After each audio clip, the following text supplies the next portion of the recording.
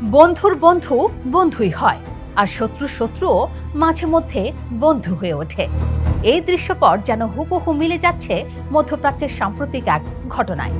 শিয়া অধ্যুষিত যে ইরানকে যুগ যুগ ধরে নিজেদের ধর্ম বা গোত্রের মানতে নারাজ মধ্যপ্রাচ্যের সালাফি বা কট্টরপন্থী সুন্নি গোষ্ঠী ও কিছু কওমি ঘরানার আলেমরা সেই ইরানের ইউরেনিয়াম সমৃদ্ধকরণকে বিশ্বের সবচেয়ে বড় হুমকি বলে বোমা ফেলেছিল আমেরিকা। হাজার হাজার মানুষ মারা গেল এবং যাচ্ছে সেই যুদ্ধে।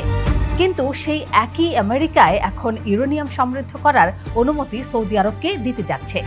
তাহলে প্রশ্ন হলো, সমস্যাটা কি আসলে ইউরেনিয়াম ছিল নাকি দেশটা ছিল ইরান? আজকের এক্সপ্লেইনারে সেই উত্তরটাই খুঁজব। সঙ্গে আছি মৌসুমী সুলতানা।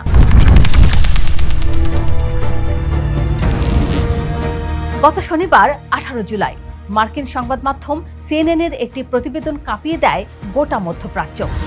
সিএনএনের হাতে আসা নথি আর একাধিক সূত্রের বরাতে প্রতিবেদনে বলা হয়, সৌদি আরবকে নিজস্ব মাটিতে ইউরেনিয়াম সমৃদ্ধ করার অনুমতি দিতে নীতিগতভাবে রাজি হয়েছে ট্রাম্প প্রশাসন। চুক্তির খসড়া প্রস্তুত, শুধু প্রেসিডেন্ট ডোনাল্ড ট্রাম্পের সইয়ের অপেক্ষা। বাংলাদেশের গণমাধ্যমেও এই প্রতিবেদন গুরুত্ব পায় সঙ্গে সঙ্গেই। অথচ এই সমৃদ্ধকরণকেই পারমাণবিক অস্ত্র তৈরির সবচেয়ে বিপজ্জনক ধাপ হিসেবে দেখিয়ে ইরানের ওপর একের পর এক হামলা চালিয়েছে যুক্তরাষ্ট্র আর ইসরায়েল। প্রথমে ফিরে যাওয়া যাক ইরান অধ্যায়ে। 2025 সালের 22 জুন প্রেসিডেন্ট ট্রাম্প ঘোষণা দেন, মার্কিন বিমান বাহিনী ইরানের ফোর্দো, নাতাঞ্জ আর ইস্পাহানের পারমাণবিক স্থাপনায় হামলা চালিয়েছে। যুক্তরাষ্ট্র আর ইসরায়েল দুই দেশই বারবার দাবি করেছে ইরানের ইউরেনিয়াম সমৃদ্ধকরণ আর ক্ষেপণাস্ত্র সক্ষমতা তাদের জন্য সরাসরি হুমকি। এরপর 2026 সালের ফেব্রুয়ারিতে আবারও নতুন করে যুদ্ধ শুরু হয় ইসরায়েল আর যুক্তরাষ্ট্রের সঙ্গে, যেখানে ওয়াশিংটনের মূল দাবি ছিল ইরানকে চিরতরে ইউরেনিয়াম সমৃদ্ধকরণ বন্ধ করতে হবে। মানে সমৃদ্ধকরণ শব্দটাই ছিল এই পুরো সংঘাতের কেন্দ্রবিন্দু। এবার আসা যাক সৌদি চুক্তির আসল চেহারায়। সিএনএনের প্রতিবেদন বলছে, এই খসড়া চুক্তিতে সৌদি আরবকে আন্তর্জাতিক পরমাণু শক্তি সংস্থা IAEA এর করা তদারকি ব্যবস্থা এডিশনাল প্রোটোকল মানতে বাধ্য করা হচ্ছে না। বদলে শুধু যুক্তরাষ্ট্র আর সৌদির মধ্যে একটা দ্বিপাক্ষিক নিরাপত্তা সমঝোতা থাকবে। বিশেষজ্ঞরা সরাসরি সতর্ক করে বলছেন, কড়া নিয়ন্ত্রণ না থাকলে এই চুক্তি সৌদি আরবের জন্য খুলে দিতে পারে পারমাণবিক অস্ত্রের দরজা।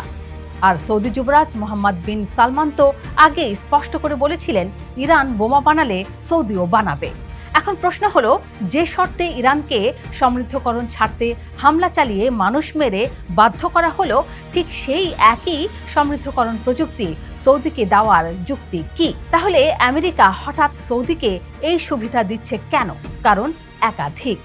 প্রথমত, যুক্তরাষ্ট্র রাজি না হলে সৌদি আরব একই প্রযুক্তি হয়তো আরও সহজ শর্তে পেয়ে যাবে চীন বা রাশিয়ার কাছ থেকে, আর সেই ভয়েই ওয়াশিংটন আগেভাগে বাজার ধরে রাখতে চাইছে। In the heart of the city rises a destination built for greatness. International Convention City, Bosundhara. Life takes a new course.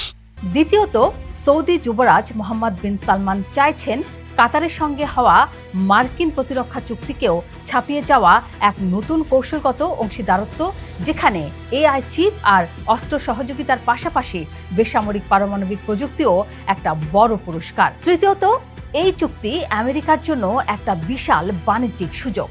সৌদির সঙ্গে দীর্ঘমেয়াদী বেসামরিক পারমাণবিক বিনিয়োগ আর প্রযুক্তি রপ্তানির বাজার খুলে যাবে মার্কিন কোম্পানিগুলোর জন্য। চতুর্থত, ইসরায়েলের সঙ্গে সৌদি আরবের সম্পর্ক স্বাভাবিক করার আলোচনার পুরস্কার হিসেবেও এই পারমাণবিক সহযোগিতাকে দেখা হচ্ছে। আর পঞ্চমত, সৌদির নিজস্ব ভিশন 2030 পরিকল্পনার অংশ হিসেবে জ্বালানি খাত বৈচিত্র্যময় করারও এটা একটা বড় কারণ। দেশটা চাইছে জ্বালানি তেলের বদলে পারমাণবিক শক্তির উপর নির্ভরতা বাড়াতে। তবে যুক্তরাষ্ট্রের সরকারি ব্যাখ্যা হলো, সৌদি আরব যেহেতু তাদের ঘনিষ্ঠ কৌশলগত মিত্র আর একটা দ্বিপাক্ষিক নিরাপত্তা কাঠামোর ভেতরে থাকবে, তাই ইরানের মতো ঝুঁকি তৈরি হবে না।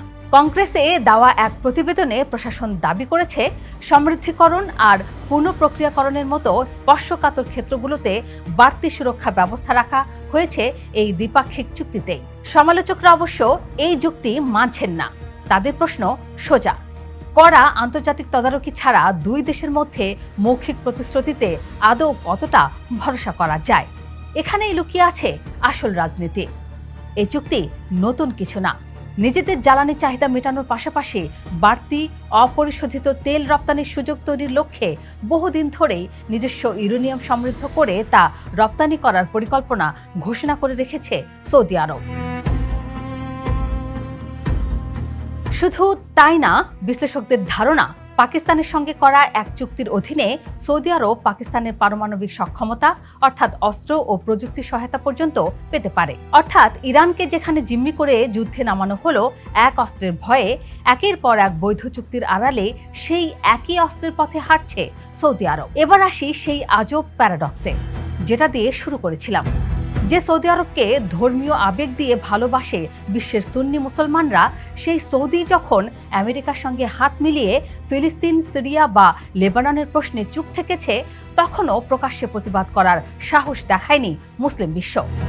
অথচ যে ইরানকে নিজেদের ধর্মেরই মনে করে না বিশ্বের অনেক সুন্নি মুসলমান, সেই ইরান যখন যুদ্ধের মধ্যেও বুক চিতিয়ে আমেরিকার বিরুদ্ধে মিসাইল ছুঁড়েছে, তখন সেই একই মানুষগুলো বাহবা দিয়ে বলেছে, শাবাশ বাপের বেটা। এখন এই ইউরেনিয়াম চুক্তি সেই ছবিটাকে আরো জটিল করে তুলল। কারণ সৌদি আরব প্রকাশ্যে আমেরিকার সবচেয়ে কাছের মিত্র হয়েও পাচ্ছে ঠিক সেই সুবিধা, যেটার জন্য ইরানকে সহ্য করতে হয়েছে এবং হচ্ছে বোমার আঘাত। স্বাভাবিকভাবেই এই চুক্তি নিয়ে যুক্তরাষ্ট্রের ভেতরেও শুরু হয়েছে টানাপোড়েন।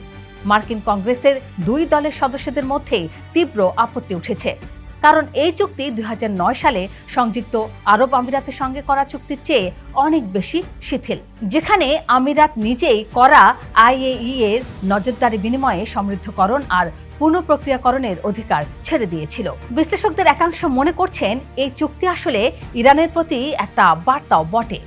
তুমি সমৃদ্ধকরণ চাইলে তোমার প্রতিদ্বন্দ্বীও একই সুবিধা পাবে। অর্থাৎ পুরো মধ্যপ্রাচ্য এখন পা রাখছে এক নতুন অস্ত্র প্রতিযোগিতার পথে, আর এই প্রতিযোগিতার সুতো গিয়ে ঠেকছে একদম আমাদের আশপাশে।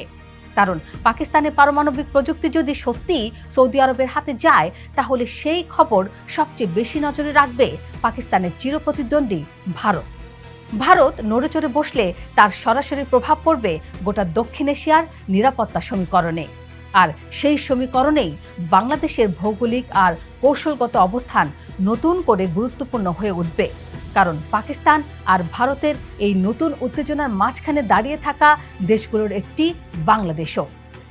তাহলে প্রশ্নটা আবারও ফিরে আসে, যদি ইউরেনিয়াম সমৃদ্ধকরণই পৃথিবীর সবচেয়ে বড় হুমকি হয়, তাহলে সেই প্রযুক্তি এক দেশের জন্য নিষিদ্ধ আর আরেক দেশের জন্য বৈধ কেন?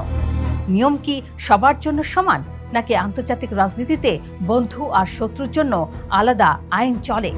উত্তরটা হয়তো আপনার কাছেই আছে। কমেন্টে জানিয়ে দিন আপনার মতামত।